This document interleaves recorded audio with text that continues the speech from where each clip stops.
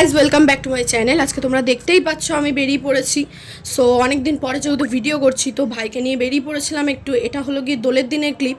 তো বিকেলবেলা আমাদের ছিল একটা বন্ধুর বার্থডে সেলিব্রেশন, তো ওখানেই চলে গেছিলাম। এই যে কেক টেক খুলছে, এরা কেক খুলতে খুলতে আর মোমবাতি জ্বালাতে জ্বালাতে এত টাইম কাটিয়ে ফেলেছে যে তোমাদের আর কি বলবো, তোমরা শুধু দেখতে থাকো এদের অগরটা।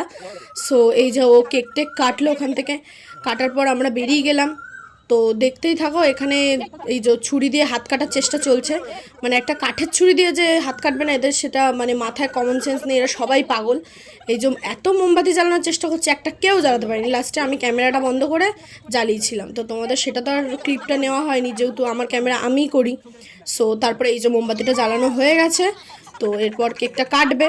কেকটা কাটার পরে আমরা ওখান থেকে একটু বেরিয়ে গেছিলাম, যেহেতু ও কেকটা খাইয়ে ওর গার্লফ্রেন্ডের সাথে বসেছিল। সো এই যে ফার্স্টেই ওর গার্লফ্রেন্ডকে খাইয়ে দিল, তারপর ওখান থেকে বেরিয়ে আমরা মোমো খেয়েছিলাম।